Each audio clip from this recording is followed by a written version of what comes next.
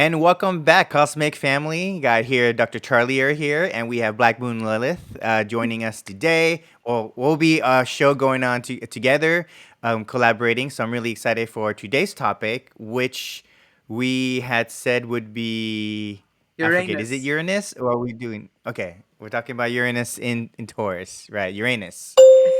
So The correct pronunciation is Uranus. Unfortunately, for those people out there that can't get their mind out the gutter, we cannot change. We cannot change the name to make yourselves feel better. it's very much exactly what this sign wanted, anyways, right? Exactly, exactly. Aquarius, always awkward. Yeah, exactly. So cool. Yeah, I'm really excited to talk about this. This is happening in my own chart and in my midheaven. So it's a very Oh, intense for my own career path to really pay attention to this Uranus in Taurus. And I think this has been going on for how long now? I think a few years now. Do you yes, know? it's been going on for a few years. The Tauruses have been through quite a bit, while Uranus has been in Taurus. Uh, But so you yeah, have yeah. midheaven. So what degree is your midheaven exactly? 28 degrees Taurus. Okay, so it's basically past your midheaven. So it basically would have hit your midheaven. Well, Uranus hit 20 degrees Taurus. That was when my dad had all his health issues because his sun is at 20 degrees Taurus. So that was the first half of this year. Okay. I mean, it Yeah. retrograded over that period. So it was in the first half of this year. It was there the last time, the third time at the 20-degree Okay. mark. Um, but in the 10th house, I mean, yours is kicking off with a bang as you prepare um, for boards and so forth. Yeah, yeah. I think board is one of them, but it's really my sugarcane business, right? Because it's very much me producing something with the earth and then being For able to sure. sell it and yeah, and then provide it because I do believe that like my families are farmers. My dad's side is a farmer, while my mom's side were more of the academics. So I do have this farming culture in my heritage, and we As actually shown used to by grow rice. with Saturn in your second house. Yes, yes, in Virgo. And and so right now I think when Uranus 2018 I came to Houston. I actually moved to Houston when Uranus entered Taurus. And until then I was just growing things maybe in a little pot. I did actually have a stint of growing cannabis plants in my apartment. Because what was really interesting is at the time, no one like we had free electricity, so I used that to actually kind of see how indoor growing would happen. And that was during the time when LA was actually legalizing cannabis in their space, and so I had an opportunity to actually grow indoor plants. And after I finished, I moved to Houston, and then I was now in charge of my sister's backyard. And my dad has his yard, but like I wasn't doing much with that. He was still managing that. But my sister's yard, I started to manage the yard. I built a labyrinth made of sand in the back. So that was like a really cool project. And then I grew sugarcane. My mom's like, hey, why don't you just take all this and just grow a whole bunch of sugarcane? And at the time, I was like, I love sugarcane. Let's just grow it. And now it's turned into a business because I have so much of it, and we cannot drink all of it. And so I've been slowly getting the juicer to be able to juice the drink. So I've been actually doing that right now on the side, and we cut them in bites, and so you can actually chew the sugar cane. And then for the leftover sugar cane juice, I'm actually turning it into sugars. So I'm trying to figure out what is a process to turn sugar cane into organic sugar, because here in Houston we do have a sugar problem, right? A lot of people, they're sweet tea in the South, so they love. I mean, boba milk tea is another one, and everyone's Boba. using this white processed sugar. Yeah, boba. And so, what if we could actually replace a lot of this white powder sugar, this very chemically induced sugar, corn fructose sugar, into this sugarcane juice or the sugarcane sugar that could be used as much healthier? Now, I do think that as you get to like turning into processed sugars, we have to be careful that we don't overdo it, right? So just like in traditional Chinese medicine or in any medicine space, moderation is key, right? So it's very important not to overdo the sugar. So right now it's being able to replace the white powdered sugar, the right sugar, to this, organic sugar, and then eventually to have less sugar because we don't need so much sugars in our lives. I think a lot of times in traditional medicine, what we've learned is to the reason why we take sugar is because we feel our life is too sour, too painful, right? We're struggling too much, and so sugar almost kind of gives us those. It releases hormones that allows us to kind of feel better about our lives and our happiness, right? And so this is why, like, when people overdo the sugars, is because their life is, or they're living in such a very difficult, sour, really stressful life, and they're eating the sugars to kind of offset, balance out the toughness or the struggle that they're dealing in life.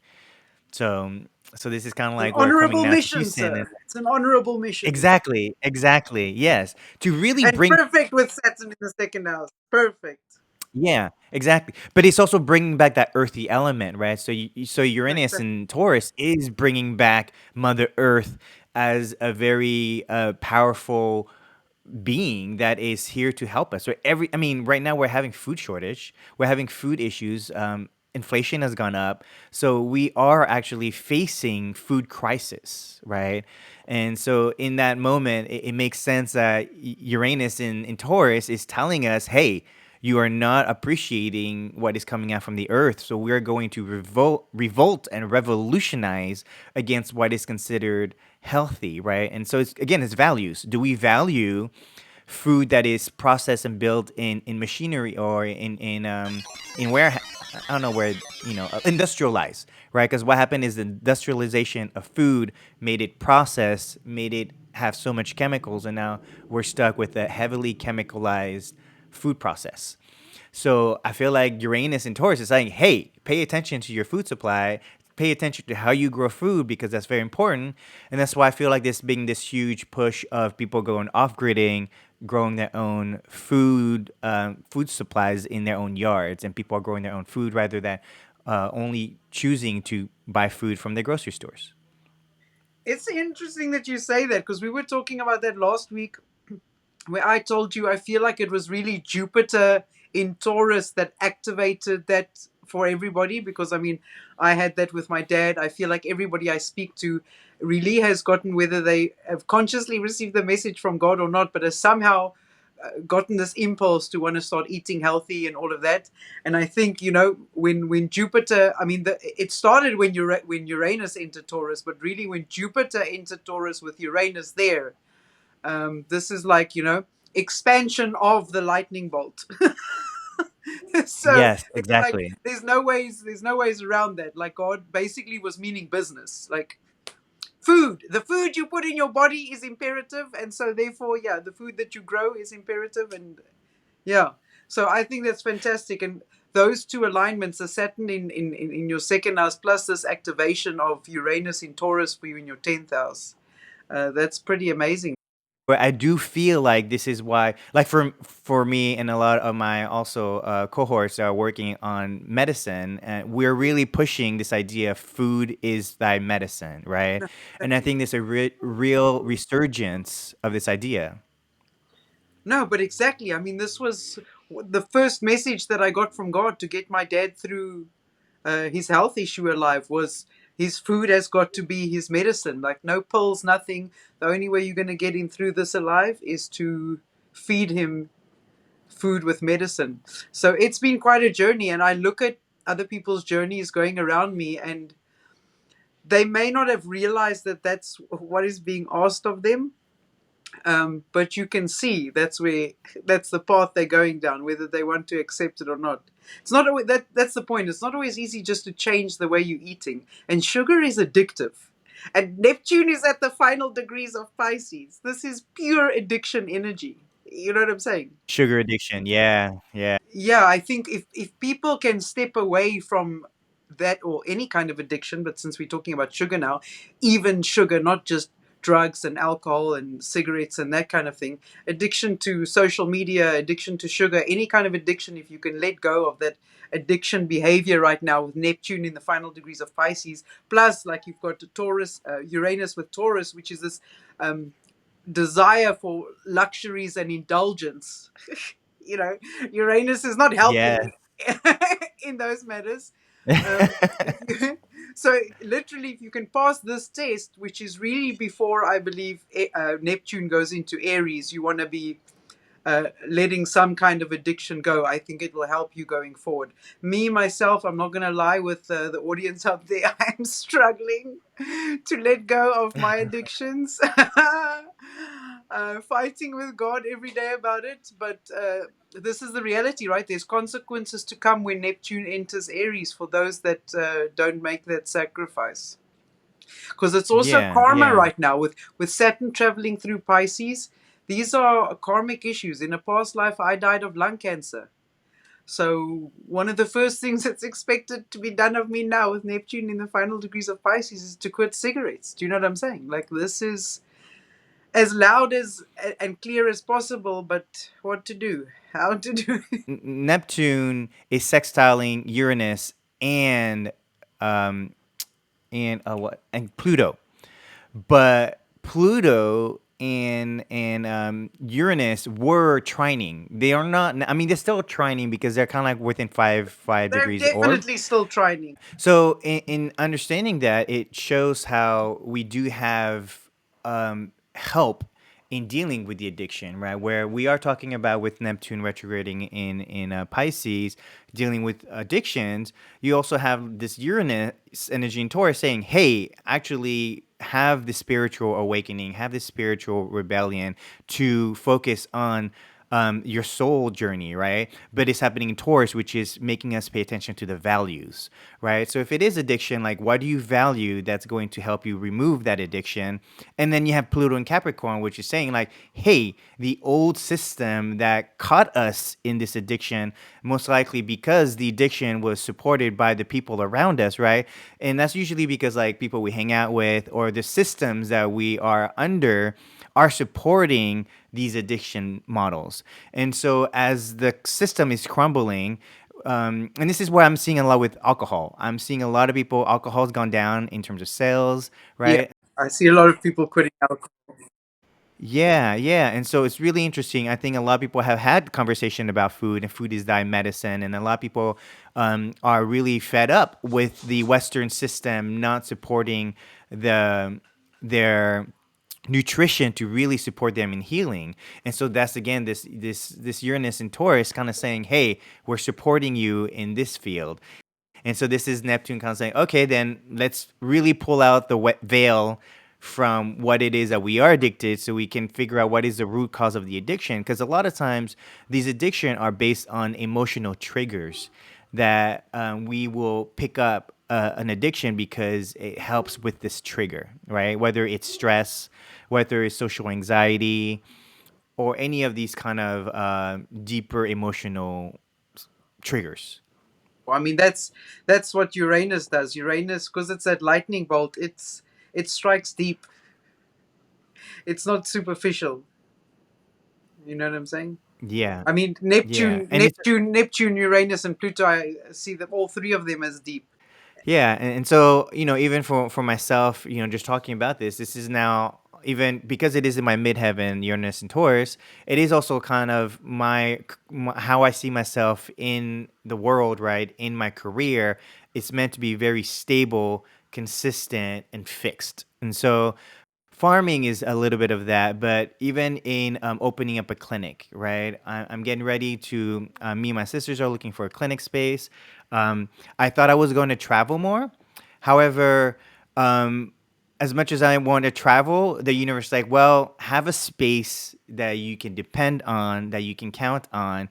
Yes, you can still travel, but you need something that's consistent for people to rely on. So anytime there's a problem, they can come to you in the space and they know you'll be there.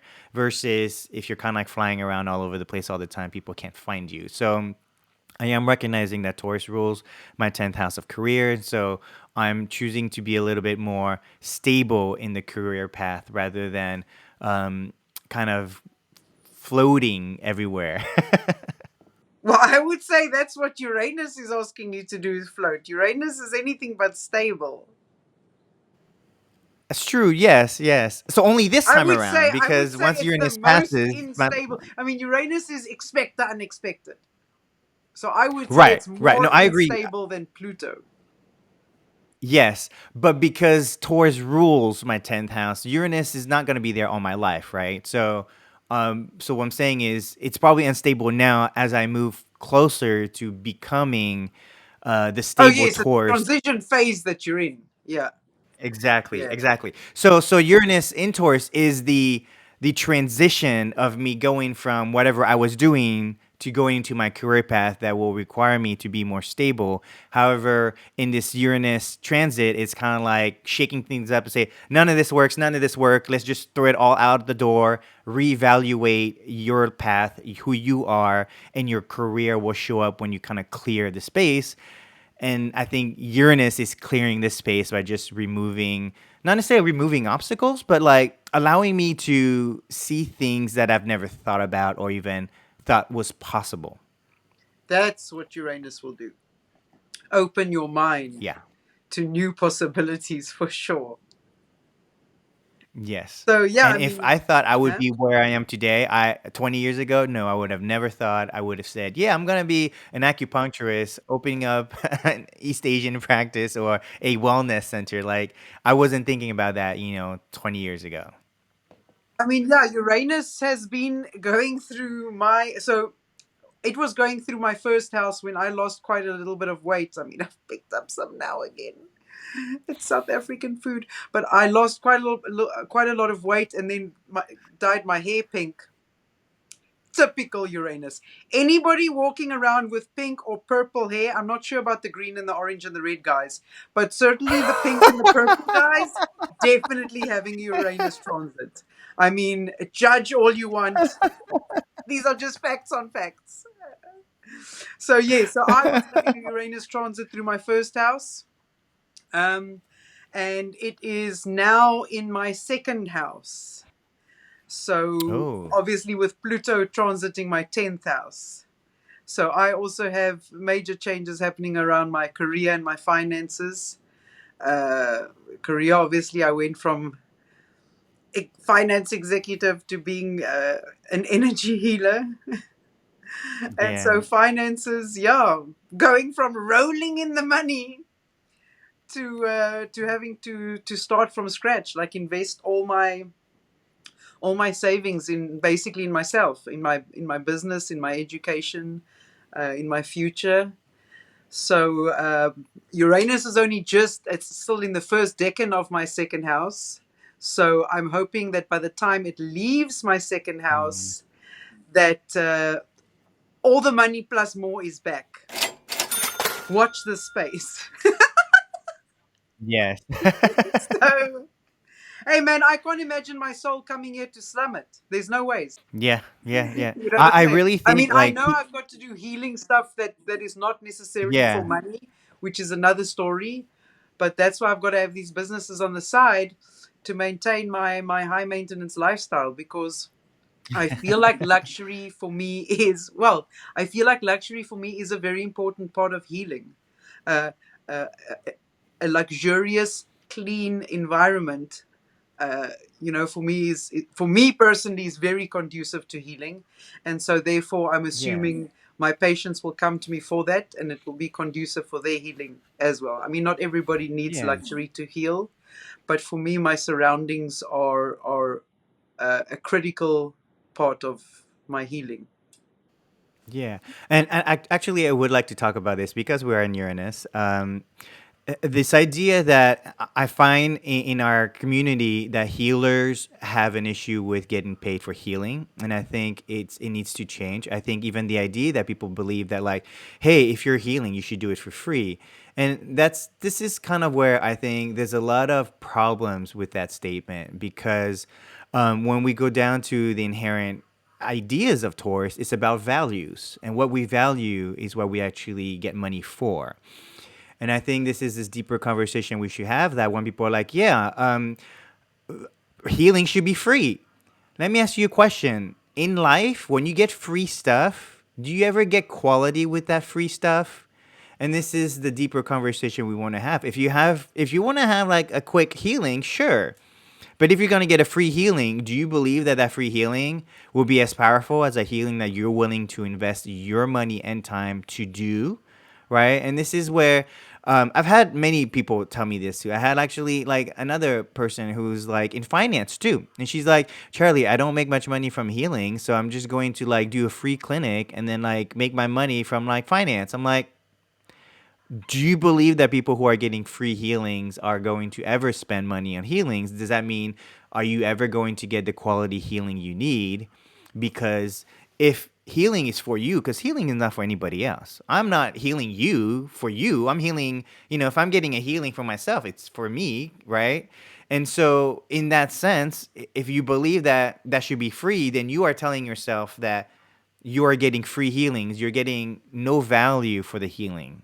That means you are not worthy enough for me to spend myself 100, 200, $300 for getting the right foods, for getting the massage body work, or for getting like some kind of healing, because I don't think it's worth my value to pay more than $100, right? And that's this deeper concept that we have to versus ironically, we are talking about Western medicine and where a lot of the systems today. Do you guys know how much it costs to like go to an ambulance to rescue you, right? An ambulance taking you from your home or wherever you're hurting, an accident maybe to the hospital, right? That's not free, and but if you value your life that you don't want to die in that accident, you're going to want the ambulance to be able to take you to a hospital to be able to treat you, right? And then we have like the prescription drugs and where we then insurance is causing so much money for like, so I think we've gotten to the point where the healing we're getting from the current Western system is not very deep and it's expensive. And I think this is where you're now finding the people who are going the opposite way and say, well, then I think real healing should be free. And it's like, okay, now you're taking it too far, the opposite Exactly, side. for sure. No, I mean, first of all, my healings are not going to be free. But I do want to say, there's something for everybody, right? There's going to be luxury healings, there's going to be medium priced healings, there's going to be low priced healings, maybe some free healings if that's what the people want to do. The point is, everybody has to be healed through this ascension. My messages from my guides were, Yeah. well, I say my guides, it's really only God I talk to. But anyway, I want to sound like the rest of the spiritual people. No, don't. We're talking about Uranus today, so you do not need to follow anybody else's. Well, what I got from God was that, and this was an instruction specific to me, that I had to make my healings. There were certain parts of my business where I had to make my healings available to as many people as possible. And I would, because Yeah. I am still going to do it from a luxurious perspective, I have to bring the business skills that I've accumulated up until now and figure out how to do this and still provide the service cheaply, right? Almost like not Right. necessarily an NGO, still make profit from it, but all that profit gets invested almost like back into the business, right? And you might pull out a Yeah. small salary or whatever, but there's nobody going to get rich from my clinic. And that has been my instruction. If you look out there, there's plenty of luxury retreats busy being built. So they're going to be charging a fortune. Okay. Then you've got the girls out there saying, or the guys out there saying, they're going to be doing it free. We've each got, at least as far as I've been made aware, our own little audience of patients, or our own little, patients that are destined to come to us that can be healed by nobody else. And their budget will meet our scenario, right? So I think it is Yeah. an Yeah. important thing to discuss, especially if there's people just walking around there feeling guilty for earning money. You have to go with what you're being told by God. If God is saying inside of you, no, you can't charge, well, then I'm sorry for you. Yes, you have to probably find another way to make money. But if God's telling you you can charge as much as you want, charge as much as you want. I don't think people need to worry about, whether God is, if they're the best healers, if God is telling them they can charge an arm and a leg, and He's telling me I can't charge that much. I would say there's maybe even a chance it's the other way around because I'm being told to charge that much so that I can reach more people, you know? So Right. it can be argued both Yeah. ways, is what I'm saying. I don't think we need to feel offended or whatever Right. based on these messages of where we stand in the market with But them. this is the deeper conversation too of the idea of like gatekeeping, right? Because then you can see that the idea is access. And the problem with many of these lower income communities is they just don't have access to quality Exactly. stuff because they're Exactly. always, So you do you know, need the people like me that are going to be providing it as low a cost as possible while still providing that element of luxury. Because why, if that's part of the healing, why should you not have access to that just because you're not affluent? Do you know what I'm saying? exactly. If you Right. heal easier in the luxury, I must use my business skills to find a way to provide this luxurious service as cheaply as possible. And that's kind of why I love our medicine because our medicine is just is us working with needles to work with your energy center. We're not adding these expensive machinery equipment that costs thousands of dollars to manage, to maintain, to do the healing, right? And that's what's so powerful about acupuncture is it is us putting needles in people and then their bodies are regenerating. And so versus like when we go to a hospital and it's like you have to go into an EKG machine. Those machines cost thousands and thousands and thousands of dollars. And so you're not going to have those available for these lower income places unless some system paid for that for them to get the low price of that machine. However, for us, this is why we just look at your tongue, your eyes, your ears, and your pulse to tell you that we don't need an EKG machine necessarily to kind of know what is happening to your bodies, right? I do think there's a place for EKGs, but that would be part of like a deeper healing. And yet I understand that that's much more, you need to pay for that versus if you got a flu or, a symptom of flu, you're not really going to spend that much money because the flu is a very common, once a year, twice a year problem that happens very commonly. It's tough to say how much it's worth because people will very seldom, a good TCM doctor, people will very seldom see the results if he's done his job correctly. Because if he's done his job correctly, they won't get sick where they will need to go to the doctor or the hospital or call an ambulance. You know what I'm saying? Right. So now you're talking about preventative medicine, which I agree. In preventative medicine, what will happen is we will actually lower the need for many people to go to allopathic Western medicine because a lot of times those medicines require you to actually hit the red line or the stage where it's so far beyond a preventative measure that you actually have to take emergency measures. And Exactly. so what we're trying to do is, and that's what we're saying with food is thy medicine. Your body is actually going to have all the nutrients it needs to heal itself. So a lot of the things that we're doing is the maintenance process of keeping you healthy so you don't hit these very dire situation that takes you to hospitals that then you're spending a ton of money on. Yeah, it's still at the stage where there's just an imbalance being noticed in the body. No major damage has been done. Catching it way earlier than what Western medicine catches it, that's for sure. I mean, Western medicine Exactly. won't be able Yeah. to detect anything at that stage just yet.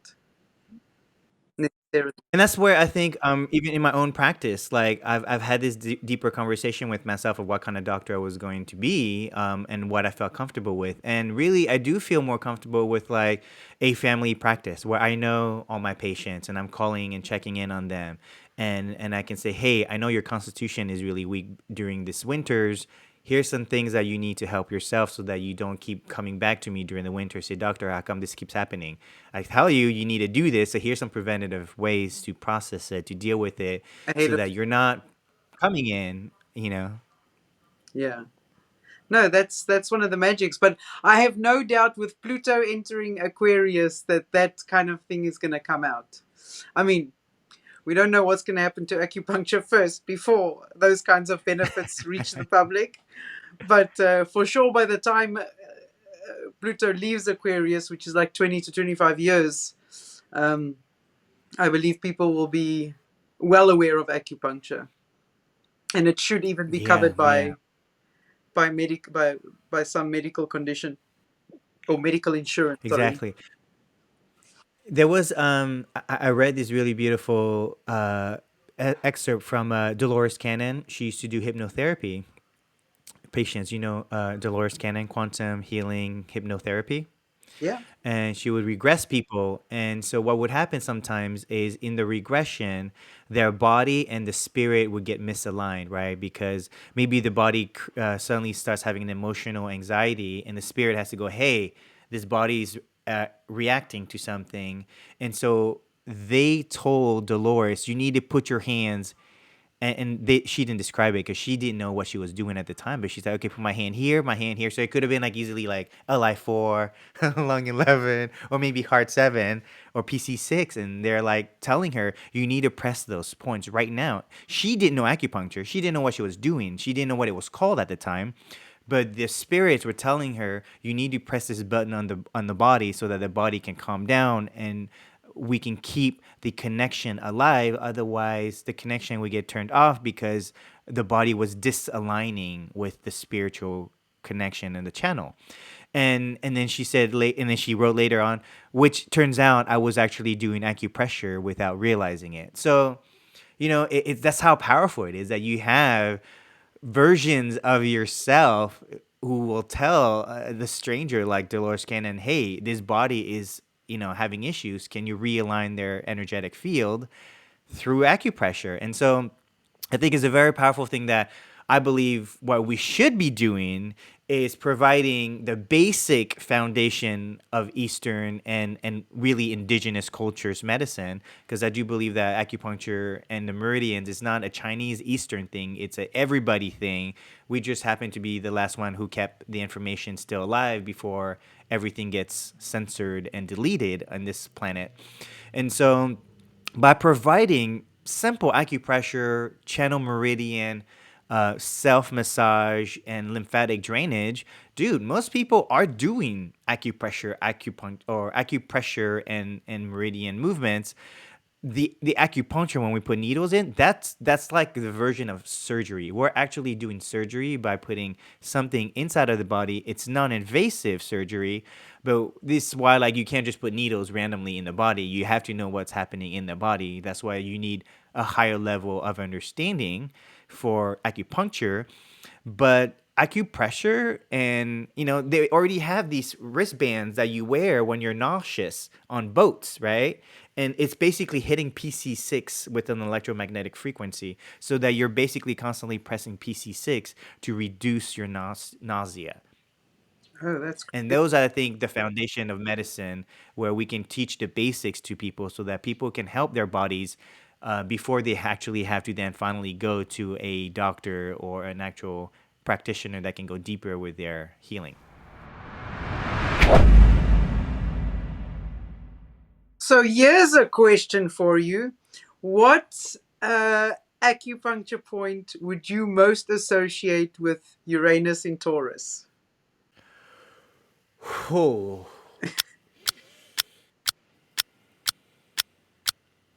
So if I were to say right away Taurus, I would have said stomach 36, because stomach 36 is like your middle jiao, your digestion.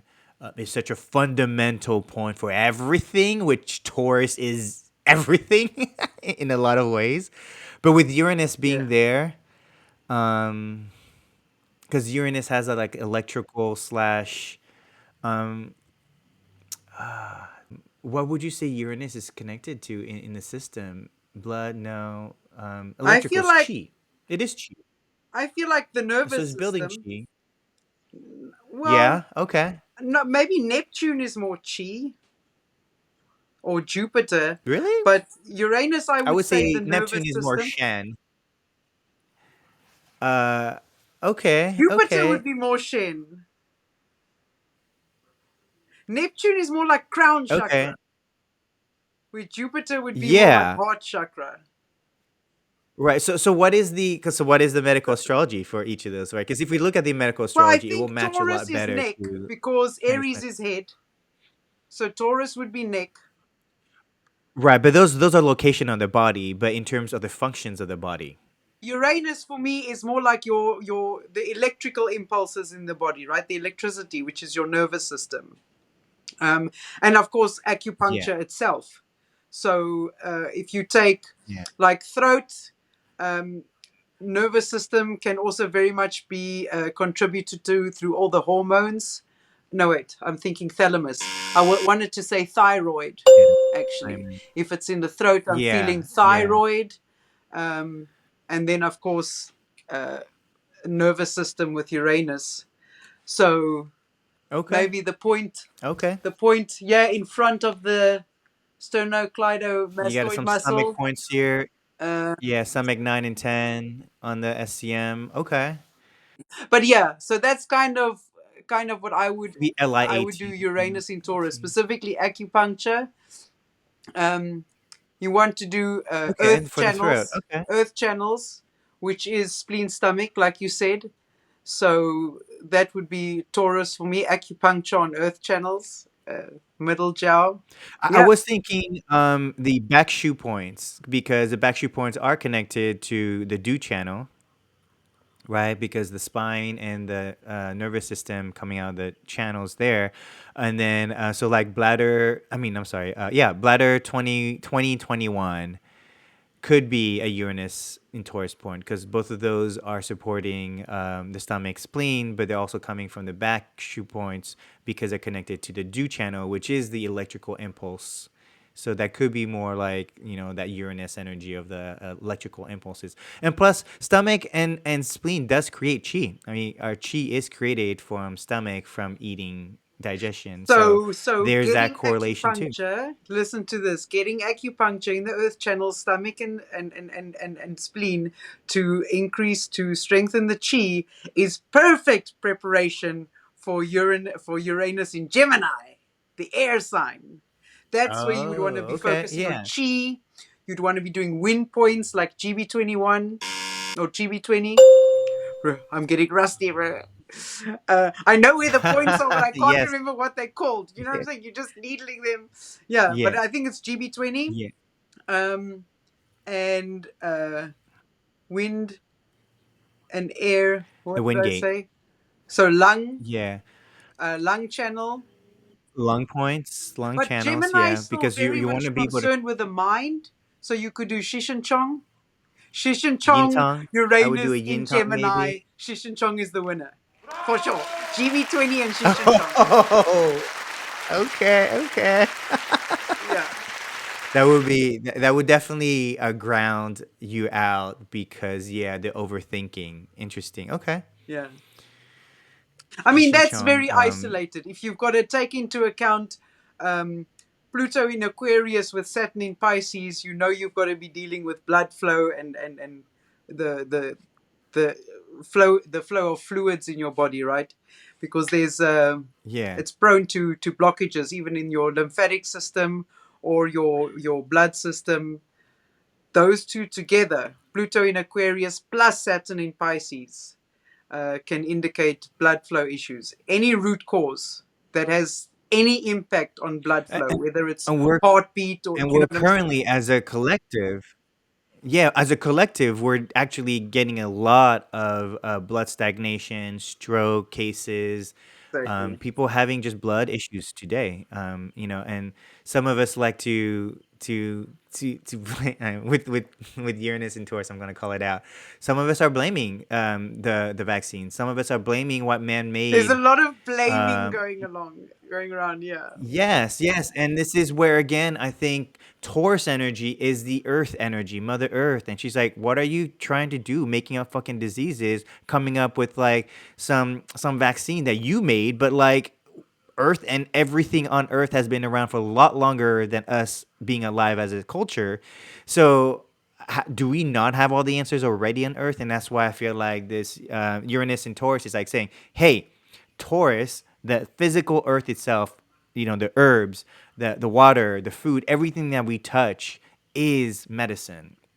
And so if man is creating these solutions outside of nature, this is where Uranus is like, no, no, no. Like, you cannot start making shit up because, like, Uranus, I think, comes back and says, this is the rebellion against the system that's trying to tell us that, like, we should be paying for man made solutions, which are not good solutions, right? And that's where I feel like the Uranus energy is like, You thought conspiracies were the thing? Well, I'm gonna like put all the conspiracies on blast because we need to recognize which ones are real conspiracies, right?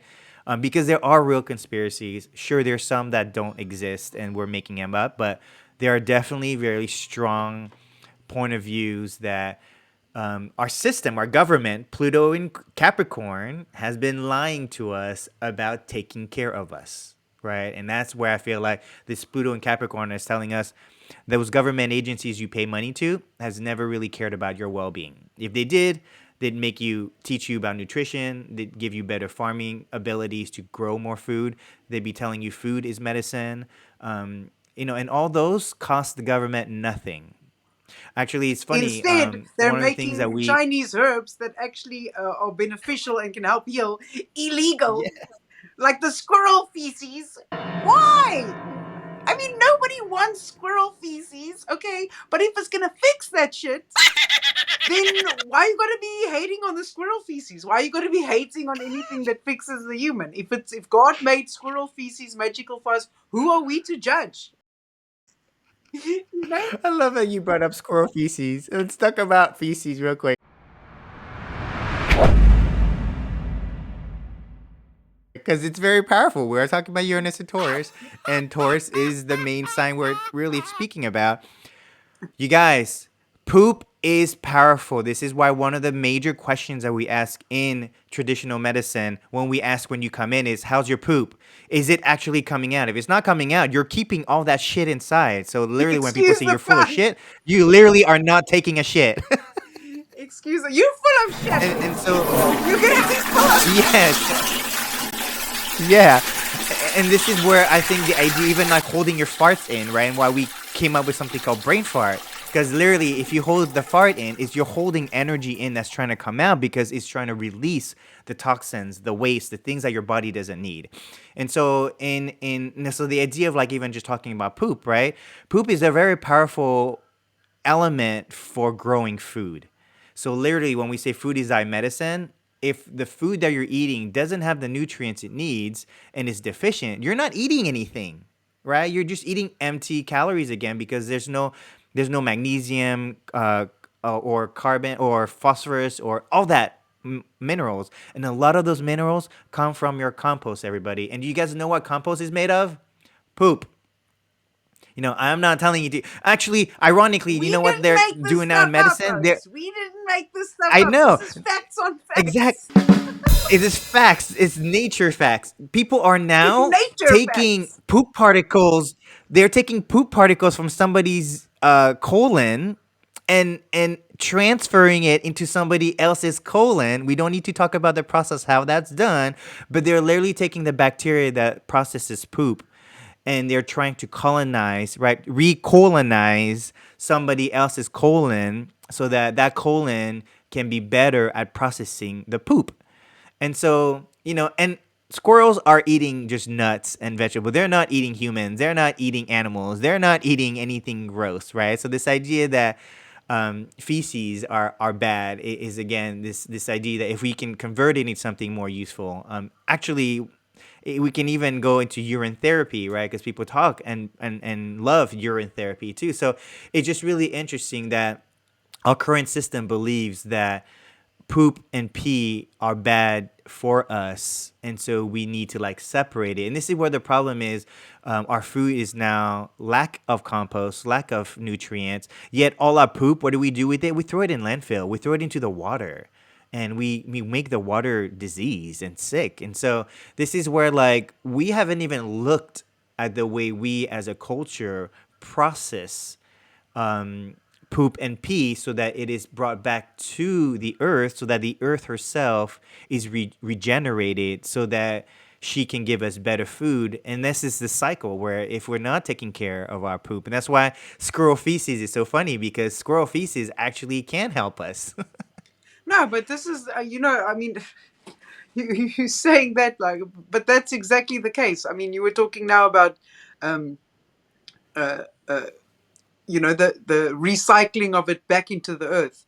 If you, why it is so difficult for humans to leave the planet? Because we are one with the planet. Do you know what I'm saying? The cycle, if you look at the cycle of us inhaling oxygen, which are exhaled by the plants, and we exhale carbon dioxide, which are inhaled by the plants, this is complete symbiosis of us with the planet. We are one organism. So why wouldn't life and the planet have taken into account our excretions, which, if you look even at the cell level, excretions are a natural part of the life cycle. Do you know what I'm saying? The cell knows exactly how to get rid of waste.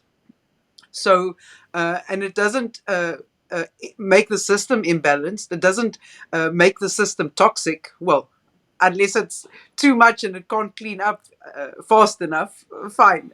You know, many people say that's what we're doing to the planet as well. But outside of that, there should be a natural cycle. So, yes, our waste should definitely in some way be good for the planet. We just still have to discover it. I mean, I think we have discovered it, but like you Yeah. said, make it more mainstream. With Uranus and Taurus, it's like telling us, hey, stop complaining on the wrong things and pay attention to what nature needs to be rebalanced so that Earth herself will be rebalanced with us, right? And I think this is where there's a huge push. A lot of us, so I am part of a company where we're called the Cosmic Labyrinth. We push ecotherapy a lot. And so we go to festivals and we say, "Where's your compost? What's happening to your compost?" And they're like, "Oh yeah, we just have a company throw it away and we don't know what happens to it." You know, again, if we don't know where our compost is going, you're causing the bigger problem of climate change. And so a lot of times we're like, "Well, let us actually make holes on this land and put your trash back into the land." And they're like, "Who's gonna pay for that?" Dude, these people already paid to come here, hang out, play music next to these holes. Let us work together to dig holes and put this stuff. And you know, ironically, a lot of the spiritual singing and music and dancing used to be around the four elements of water, food, breathing, pranayama, and energy, which is movement, dancing. And so when you did all four of those together, the earth was rejuvenated, regenerated together. As us as a community, we would come together and heal ourselves, have emotional release, and really come together as people. And so together we have extracted that. Now we're seeing music festivals are just playing music, and people are just sitting down listening to music for 2 3 hours, singing, you know, songs of a lot of these spiritual songs were actually done while you're working on the land, supporting the land, because the land is your connection to God, is your connection to why you're singing to God, right? So literally when you're working on the land, you're singing to the land, which now they're finding out that like apparently the mycelial network, which is the mushroom network, the root system, will grow depending on what music beats are happening above them. So actually drums will go really deep into the roots and soil and will actually create more root systems. Birds, when they sing in the morning, they turn on the stomatas that basically make the plants breathe in the morning. So literally, nature has all these alarms and triggers to support and collaborate. We're supposed to be one of those, and we're not. And so that's why ecotherapy and finding our ways to like help with like physical activity instead of going to the gym, which is ironic, as in America I think it's really funny that we will walk on the escalator and do the stairmaster for like an hour, but we will take the elevators up. We'll never take the stairs. We'll park really close to the Okay, front I'll door, take the but then stairs we'll in the pay like States if I can find them. Okay? But you all hide the stairs. exactly. Okay? Yeah, no, that's so true. Yes, we do hide those stairs. I love stairs too, you know. So it's funny that but that's the irony that we're in. And so I think Uranus and Taurus is really kind of like because Taurus is also like buildings. And so it's kind of saying, hey, like maybe build buildings better so that it is nourishing you as a human being, but also like you are nourishing yourself, because now we forgot about like shoes and grounding ourselves, which is very Taurian too, because the Taurus wants to touch the grass and send ironic Uranus, which is lightning bolts. Guess what you need when you get I struck by mean, lightning? You need to very be touching the ground. exactly. I was just about to say, you know, that would be an amazing remedy for Uranus in Taurus is walking barefoot on the ground. And when Uranus goes into Gemini, none other than that pranayama breath is going to be a complete and utter winner for the nervous system, for sure. Yeah, I do think pranayama is going to be big in the next couple years because we are moving to very heavy air quality of life, right? Well, Air and I Aquarius, don't think people Libra, have Gemini. really quite grasped the importance of the breath. You know what I'm saying? They don't No, call it the breath of no, life for exactly. nothing. If I can tell you, God, so on my journey, obviously I had a Kundalini awakening, a spontaneous one in 2020. So what does that mean? It means I didn't prepare for it or anything. But what I can say is what enabled, because the Kundalini awakening is actually a biological process that happens. So one of the things that Yeah, I did do while I was that would have enabled that from a biological point of view was I had been doing yoga for more than 10 years. And my pranayama breath, I mean business when I do my pranayama breath.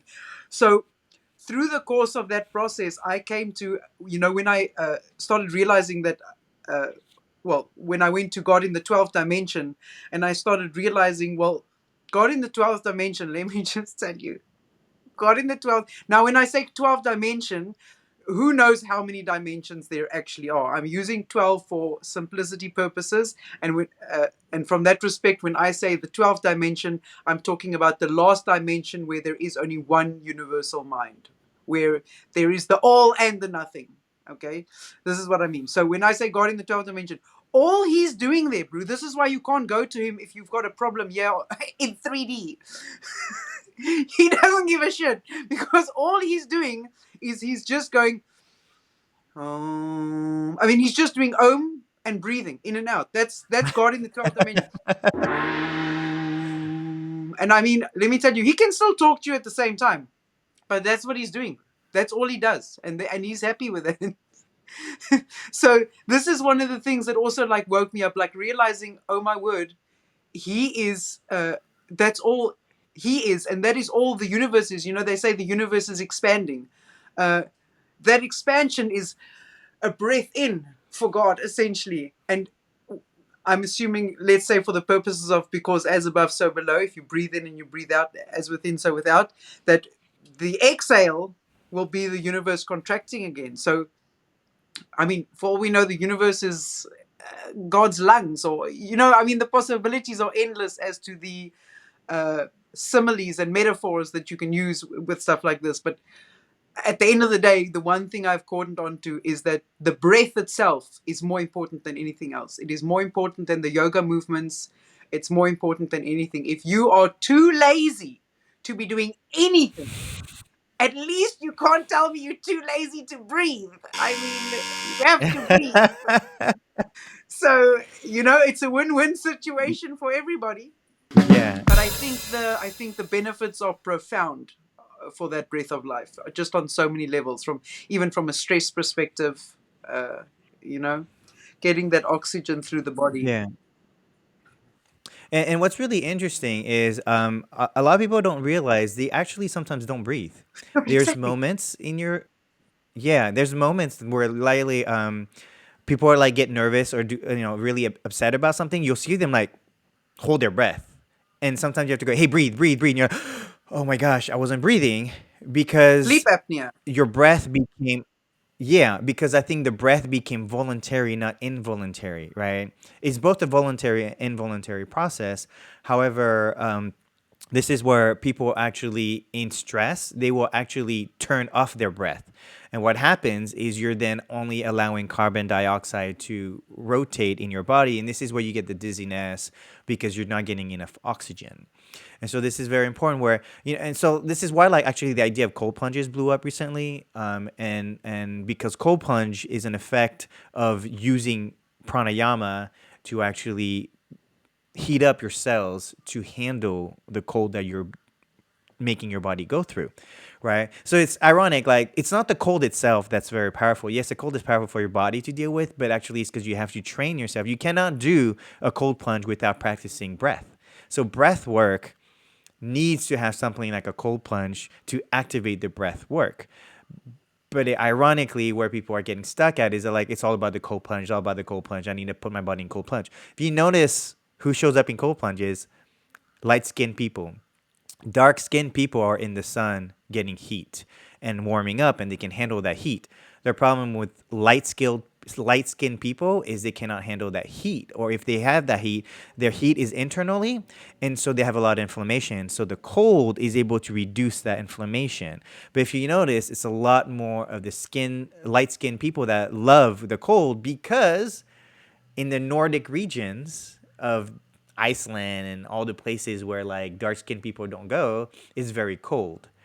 And so they're the ones who are going into the cold rivers and practicing like Wim Hof, practicing these breathing exercises in the cold, because that used to be their format of exercise in the cold, because their skin could handle that.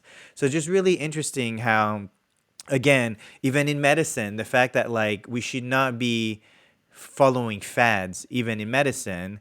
And so even this idea, we're like, oh, we're gonna do pranayama. I'm like, sure, but like, are you really doing pranayama, or are you just extracting the concept of breath work to just do breath work, right? And so this is where I think a lot of these. This is why the idea of people say star seeds or old masters have come back and reincarnated, is because if we are now at a point where our censorship has gone too far, that we've forgotten ancient traditions, and people today are born without the genetic information, then you need higher souls who have lived in our ancient times to come back and go, well, I don't know the new shit you're making up, but back in my past lives, I remember how pranayama was taught, and this is how I'm going to teach it. And it turns out it's way closer to what we used to do in ancient times than today's version of, I just made up a new version of breathing. I'm like, where did you get that? That has nothing to do with how ancients used to do it. And I think this is where we're seeing the resurgence of ancient medicine, like acupuncture, Well, Pluto in coming back. Aquarius can very much bring in some new breath work. Don't be judging on those people just yet. You know, as we move into new times, we need new healing modalities. The idea that we're talking about pranayama is an ancient tradition, but today they're talking about breathing techniques as is like that's brand new to the West, right? To the West, who has forgotten their heritage of medicine because they killed off a whole bunch of medicine men and women during the witch trials, right? And so that's why you have a lot of this Western system that just doesn't have the practice of the ancients integrated into today's medicine. And that's why you have really people going to school to learn what the last people did, but not what our ancestors genetically used to do for us. Yeah. So I think that's that deeper power, and I think the collective is really having this resurgence, and so I'm really excited for this time right now. I personally have had many lifetimes in the ancient Eastern traditions. I think I've had also Native American traditions too. So a lot, that's why like I think the Native traditions are really resurging now, because a lot of us who were natives who perished during the time of the Western expansion are coming back saying, okay, now we're back into the system. We can bring back a lot of these ancient traditions without the censorship. Yeah. No, I mean, Yeah. I really want to stress the if what is the takeaway of this episode? Uranus in Taurus and Uranus going into Gemini. Breathwork will be key in from now with your grounding right into Gemini, where Uranus goes into the Earth sign. Breathing will really, really help, even more so, keep that nervous system calm, uh, and keep the stress at bay. You know, with my dad's health condition, he has a major, major blood pressure issue. I mean, I was giving him kidney one emergency blood pressure, you know, yeah, and it would bring the blood pressure down by like 30 points. It was amazing.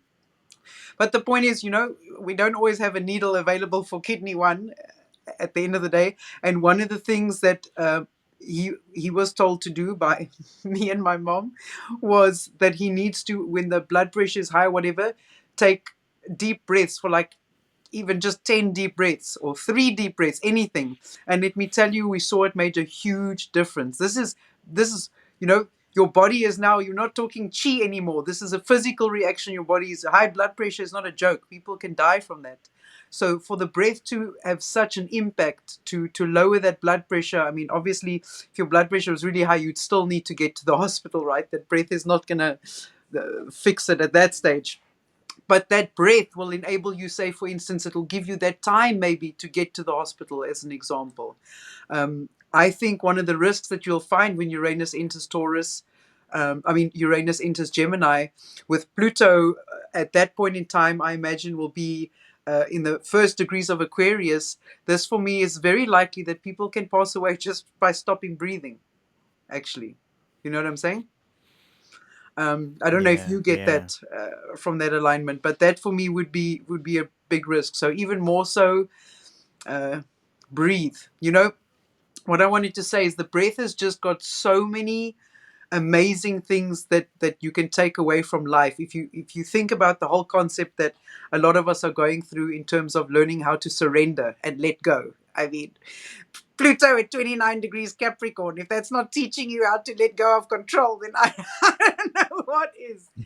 But I mean, so we've had these themes, and let me tell you, you have a faith when you breathe.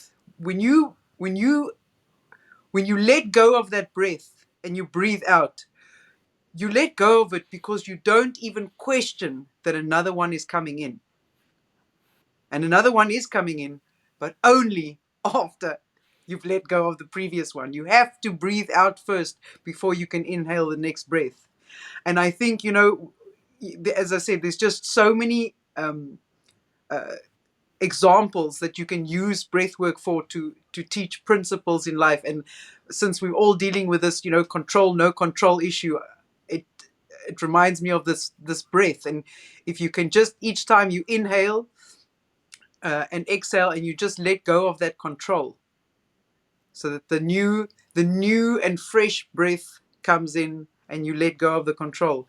I think that would also be a very nice exercise to start now already. I mean, Uranus is already in the final degrees of Taurus, so as far as some astrologers are concerned, that Gemini energy has already arrived. Um, Damn. so Okay. so yeah, I would say it's never too late or never too soon to start doing that breath work, for sure. But I would say Yeah, yeah. breath work And with Uranus in Gemini, breath work, if done regularly and consistently, I would say Uranus in Gemini can definitely help with some kind of awakening through breath work, some kind of profound moment, with God Himself, or with life, yeah, yeah, with. Yeah, and I think going back to Uranus and Taurus, right? Just kind of like wrapping it all up, it is again this idea of the physical reality is kind of going through an upgrade, and in that physical reality, we're having an upgrade. We are also trying to like um, bring the four elements together, right? So that's why, like, a lot of time we are talking astrology, we're really also talking about the elements fundamentally, right? So when we're talking about Uranus and Taurus, it's really the earth sign, with Uranus being that electrical lightning energy. But those two elements is what we see the metaphors of in our everyday life. And that's why if you guys ever want to like understand transits, understanding the elements of the transits are very important, because you'll see hints of that happening in our collective or in your own personal space. So that's why Well, I mean, I the think with the elements are also Uranus in crucial in diagnosis in TCM. TCM and Ayurveda, right? So in all medicinal practices, you actually have to find the foundations of the elements within the body, the balance that's happening. Because even no matter what system you are, water, fire, and earth are always in every system, right? And then like in TCM, you have wood and metal, which could be conversely air and ether in the Western. So I think all these concepts, like you're not reinventing water from one culture to the other. Everyone in every culture knows how water works. And so even in the body, when you cry, water. When you pee, water, right? When you sweat, water. So, if you understand those qualities in your body, you actually understand your depth of health, right? And so I feel like Uranus in Taurus is really kind of like getting us to understand the basic elements again. Because from there, when we go to Gemini energy, where it is about more communication, and we're going to probably get a ton of data dumps, right? With Gemini being there. We're going to all get random downloads randomly all the time, not at all every time. It's just going to be really random. But Gemini is really Expect the that like, unexpected in communications. yeah, and Uranus in Gemini. exactly.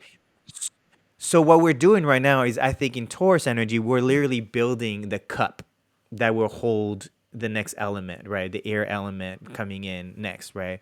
And so it's really important with that breath, right? So that's why grounding is very important right now at this time. Going out into nature, going out into being around earth element is very important at this time to kind of ground you as this crazy Uranus energy is coming through and really destroying anything that is consistent and known.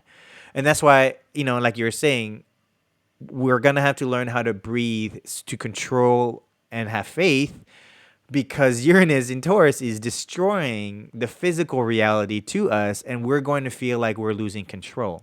However, in breaking the system that is, again, and Taurus is always that like very, it's beautiful, but it's also very simple. It's not complicated earth elements, right? It's a very, very steady, very, like flowers. They're not complicated, but they're very beautiful and very powerful. And so the more we can really go back to that basic understanding of the earth and the earth herself, then we're able to then grab onto the next piece, which is we're going to get a ton of information. I believe that actually, the more you're grounded to earth today, during the during the Uranus and Gemini time, we're going to have the ability to talk to the earth, to talk to the birds, talk to the animals, talk to the trees, talk to the plants. I really believe that if you are really practicing your grounding medicine today, if you're taking in the foods, the plants, and you're internalizing what you're doing, you are creating a connection with everything you're eating, right? You are what you eat. And so when the more of us who are eating plants, we're going to have a communication with plants. I see all the time like TikToks. A lot of people are having conversation with animals, which is a hint of that Uranus and Gemini, but it won't kick in, I think, until we are really full into Uranus and Gemini. And suddenly everyone is having these deeper conversations with like everything. Like people would be talking to like the car. I'd be like having a conversation with, I saw this guy who was talking to these turkeys and chickens and ducks, and his wife comes out and goes, "What are you doing? Why are you talking to the turkey, the chicken?" And he's like, don't mess with me. I am talking to my chickens. Leave me alone." And he like literally leaves with his like, he was holding a turkey, and like actually, like 30 ducks and chickens and turkeys would like follow wherever he went. And then the wife's laughing like, "I can't believe he talks to them because they listen. That's why they follow him." And I think that's this deeper conversation that, like, yo, like talking to animals and plants, they respond back. And so, we should not see them as something separate from us. And I think Uranus and Gemini will really bring a lot more of that. But right now, I do think that we have to be more grounded, because imagine if we weren't grounded and then we're having conversations with the animals, then you could totally have the whole insanity conversation of like, wow, you guys crazy, versus no, you're grounded and you're able to talk to animals. Yeah, no, for sure. And again, it's Uranus in Taurus. I think it's telling us that the physical landscape is changing. Taurus represents Earth itself. So earthquakes, like literally anything that you thought, if you thought a forest it was here one day, the next day the forest is gone. That's Uranus and Taurus. Yeah, but not while Neptune is in Pisces. That's more going to be like maybe Neptune in Aries, I would imagine. While Okay, Neptune so is the in next Pisces, you've got to season. have water. You've got to have water involved. Okay, So if okay, you're there's right. an You're right. earthquake, that's what would cause the tsunami, right? I think collectively, yeah, definitely pay attention to where things are going. But even in your own life, I think it's important to understand where Uranus and Taurus is coming up in your own life, so that you're not upset when the unknown happens in that part of your chart, right? So whether it is on your first house or in your 10th house, that you're in that space, you are kind of going with the flow, going with the punches, right? Instead of going, "Oh, why is this happening to my work? I thought I was gonna go this way, but now it's making me go this way." and I'm really upset that it's not what I thought it was going to be. But if you know Uranus is there, you're kind of like, I was hoping this would happen, but it didn't happen this way. So I'm just going to go roll with the punches, because when I do, maybe something else comes out of it that I didn't expect, and it's much better. But, this is where you have to learn to like release control and trust that the astrology is happening for us, for our greatest good. And we have to kind of recognize the gift out of the challenges that they address. Next time. Okay. All right, Okay. y'all. Yeah, thank you for tuning in, everybody. Hope you enjoyed the crazy conversations around astrology and how it's happening collectively to us. And until next time, we'll see you on the other side. Peace. Peace. Peace.